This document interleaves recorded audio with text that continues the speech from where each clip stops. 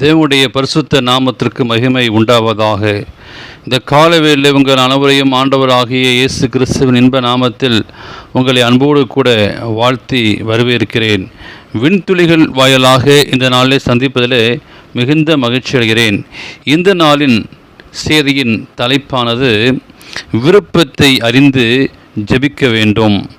1 யோவான் 5ஆம் அதிகாரம் 15ஆம் வாக்கியம் சொல்கிறது, நாம் எதை கேட்டாலும் அவர் நமக்கு செவி கொடுக்கிறார் என்று நாம் அறிந்திருந்தோமானால் என்று சொல்லி வாசிக்கிறோம்.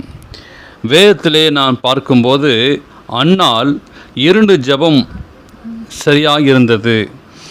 அன்னாளுடைய ஜெபம் ஒரு சரியில்லாத ஜெபமும் சரியான ஜெபமும் இருந்தது.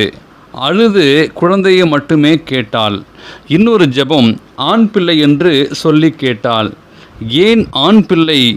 நான் அவளை தேவனுக்கு ஒப்பு கொடுப்பேன் என்று இப்பொழுது எப்படி ஜெபித்தாள்? ஊழியம் செய்ய கேட்டாளா அல்லது தனக்காக கேட்டாளா? சரியில்லாத ஜெபத்திலிருந்து சரியான ஜெபத்திற்கு அன்னாள் எப்படி வந்தாள்? தேவன் எப்படி அன்னாளிடம் தொடர்பு கொண்டார்? அன்னாள் ஏலியின் பிள்ளைகளை பார்த்தார். ஏலியின் பிள்ளைகள் பேலியாளின் மக்களாக இருந்தார்கள். தேவனுடைய ஆலயத்தை தீட்டுப்படுத்தினார்கள். சரியான ஆசாரியன் இல்லை. இப்பொழுது அன்னாள் புரிந்து கொண்டால் தேவனுக்கு அதுதானே தேவை. தேவன் அன்னாளின் கற்பத்தை அடைத்தார். சக்கரத்தி மூலமாய் விசனப்பட வைத்தார். ஒவ்வொரு ஆண்டும் குழந்தைக்காக அழுதால் அது அவளின் சுயநலம். இப்பொழுது தேவனுக்கு அவருடைய ஆலயத்தில் பணி செய்ய ஆள் தேவை. தேவன் தனது விண்ணப்பத்தை அன்னாளின் மூலம் தெரிவித்து ஆண் பிள்ளையை கேட்டு ஜெபிக்க சொன்னார். கற்பத்தை அடைத்தது யார்? தேவன். கற்பத்தை அடைத்ததனால் பெனினாள் அன்னாளை அசிங்கப்படுத்தினாள். தேவன் கற்பத்தை அடைத்து அன்னாளை பேச வைத்தார். ஜெப விண்ணப்பத்தை எதன் மூலம் தந்தார்? பிரச்சனை மூலமாக விண்ணப்பத்தை தெரிவிக்கிறார். இப்பொழுது கடந்த வருஷத்திற்கு முன்பாக அநேகர் கொரோனா என்று சொல்லி ஜெபிக்க சொல்கிறார்கள். வேறு எதுக்காக ஜெபிக்க சொல்கிறாரா?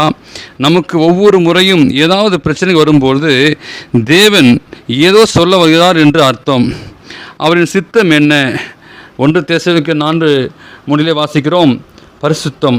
நான் பரிசுத்தம் அடைய வேண்டுவதே தேவனுடைய விருப்பம். ஆகவே நமக்கு இருக்கிற வேதனை, நமக்கு இருக்கிற பிரச்சனை, இந்த வலிகள் அது எதுவாக இருக்கட்டும், எந்த பிரச்சனை, எந்த நோயாக இருந்தாலும் சரி, அல்லது கொரோனாவோ அல்லது எந்த விதமான நோய் இருந்தாலும் சரி, நாம் ஜெபிக்காமல் எங்களை பரிசுத்தப்படுத்தும் என்று சொல்லி நாம் ஜெபிப்போம். அப்பொழுது ஆண்டவர் உங்களை பரிசுத்தப்படுத்துவராக. இந்த நாளின் செய்தியை கேட்ட தேவனுடைய பிள்ளைகளை ஆண்டவர் ஆசீர்வதிப்பாராக.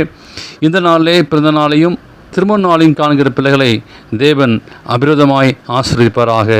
ஆமேன்.